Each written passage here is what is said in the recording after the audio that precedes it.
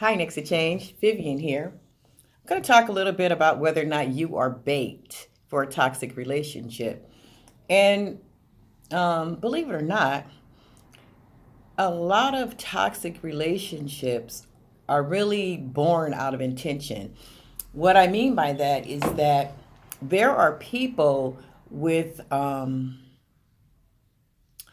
malicious intention, or at least their intention in relationship is not really to benefit you, but to benefit them.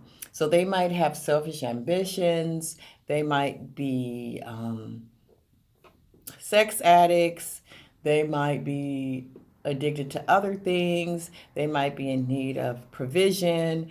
There's a lot of different reasons why people enter into relationships, and it's not always a innocent one, right? So I want to talk about some things about us that make us targets or make us bait for toxic relationships. And the first one is that you're empathetic. So if you're well, some people call it being an empath. So if you're empathetic or you're an empath, it's very likely that you would be a magnet to draw certain types of toxic people to you. So an empath is a person who's always empathetic. They always see the other person's needs. They're empathetic to those needs. So, them being an empath, they're looking to fill a need in other people. Most empaths are.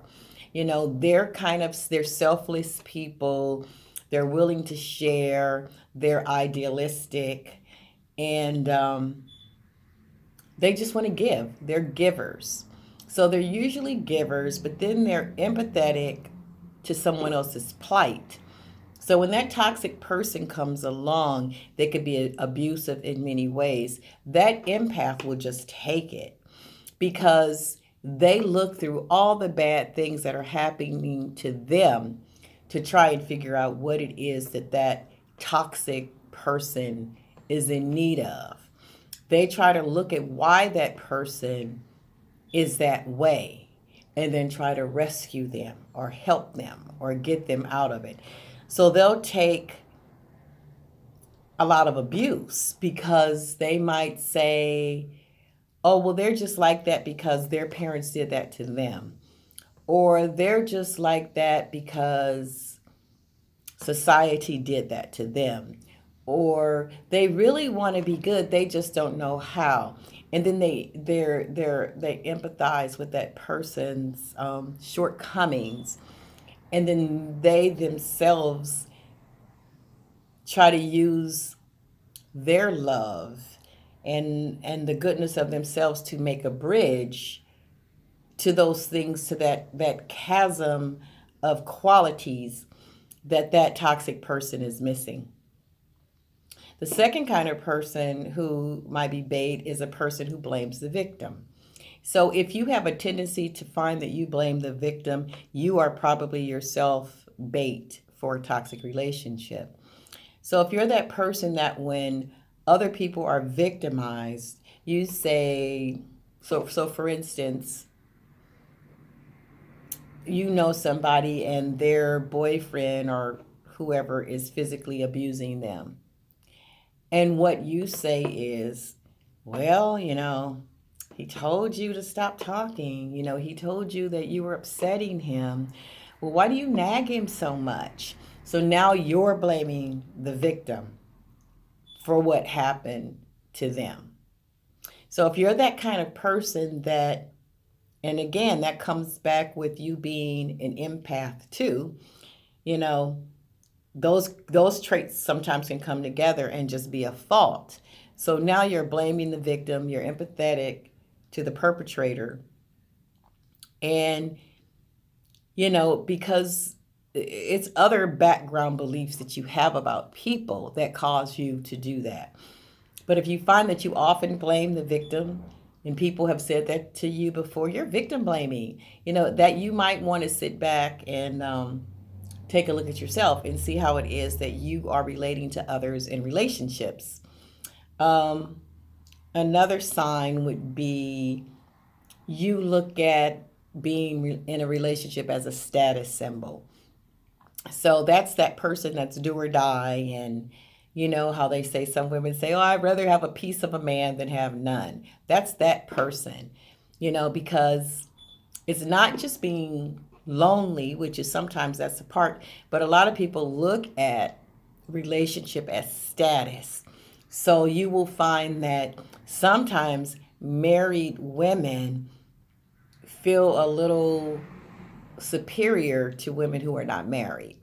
So, and it depends on, of course, what region in the world that you live in.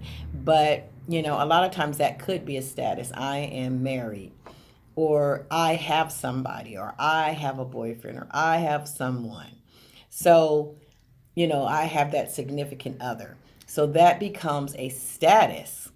And some people don't want to give that up. So if you hang out with, for instance, your wife, you hang out with a lot of other wives, and you get the perks of this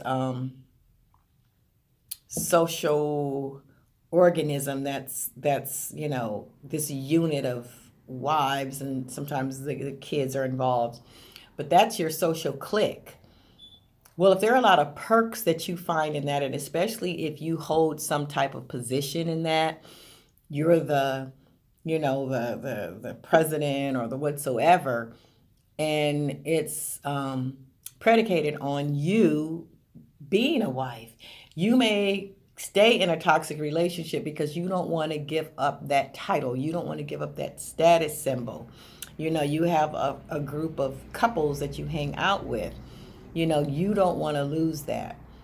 And so sometimes, you go to family functions, and all your cousins or all your sisters or all your relatives are married. You you don't want to be the one that doesn't have anybody.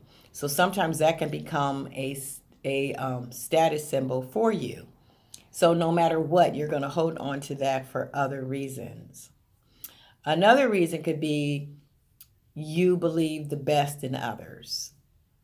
I just believe the best about other people. And some people have that ingrained almost in their souls, that naturally people are just good, when that's not really the case.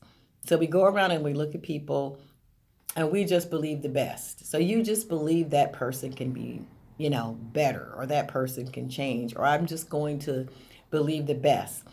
Even when they're toxic, they're lying to you, they're manipulating you, they're gaslighting you, they're cheating, they're doing all these things, but you go back to putting yourself in the position of reading what you think their intentions are. So you're gonna believe the best, and so you're just gonna say, well, that really didn't happen, or that person really didn't mean to do that, because I'm just one of those people. I just believe the best in people. If you're that person, you are a target in life, not only in relationships, but you're a target just for moving and living and being in the world. Um, Another is you avoid conflict. If you're that kind of person who likes to avoid conflict for whatever reason, even either you're afraid of conflict, um, you don't have a lot of experience in handling conflict, you're that person, so you're going to avoid conflict.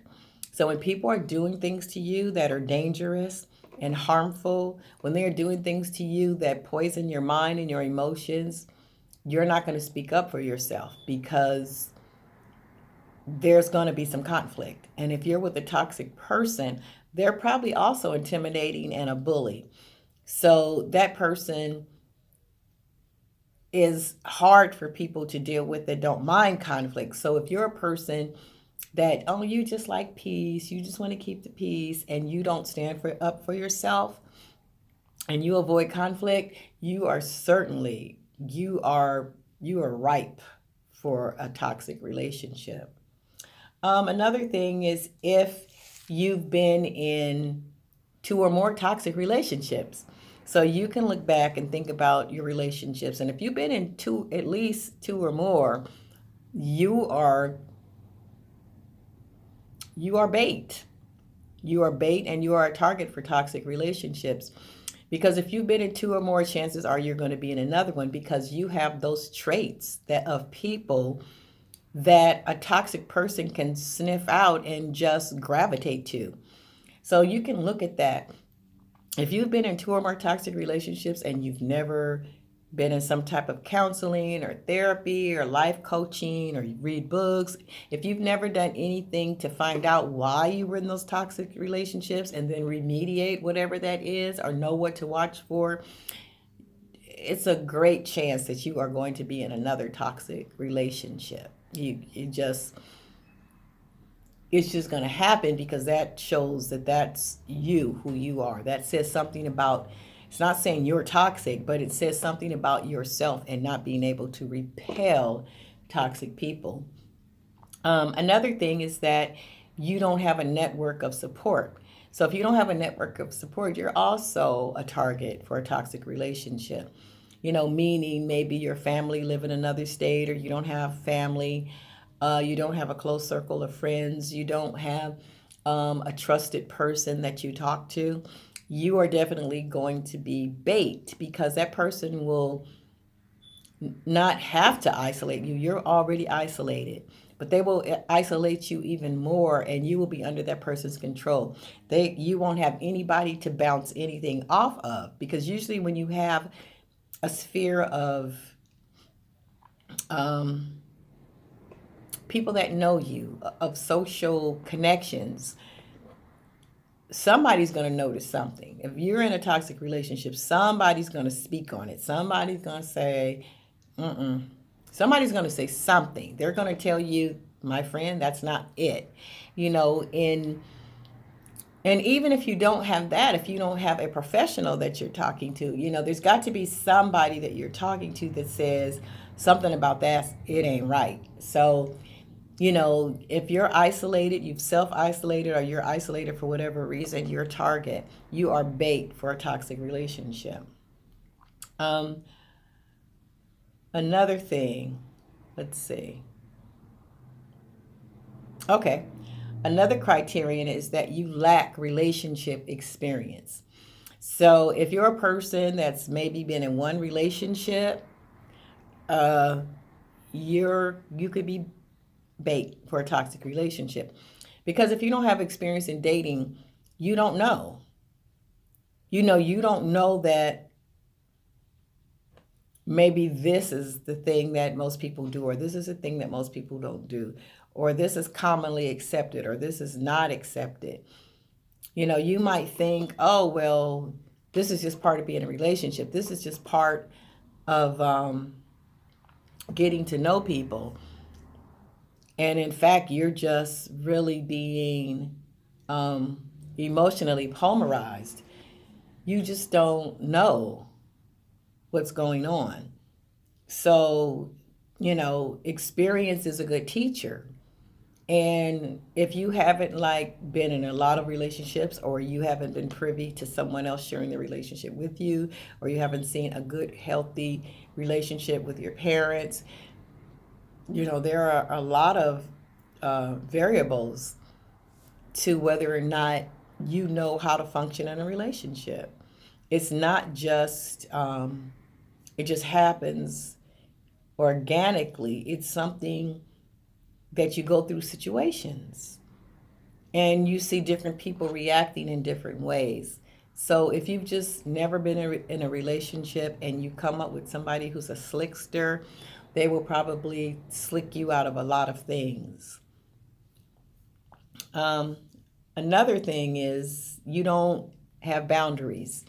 So clearly, and I've talked about boundaries before in other videos, a boundary is your friend. And when you set those boundaries up, you can adjust them, as you get wisdom and as you get experience. But if you don't have any boundaries preset, you don't know what to do. And you're just really running on somebody else's boundaries. And their boundary lines might be totally different from yours.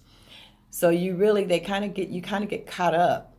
And before you know it, you're just trying to make the relationship work. And they have just eliminated they've destroyed every boundary that you've had, you know, or thought you had or imagined. So setting boundaries is really important. Um, Another criterion is your self-esteem is low. So if you're a person with low self-esteem, you are definitely a target. You're just a target for abuse and for just anybody doing whatever they want to do, you know. And all these things people can see, you know, when they meet you. You know, there are people who are wolves in sheep clothing that are out there looking for relationships, and they're looking for you.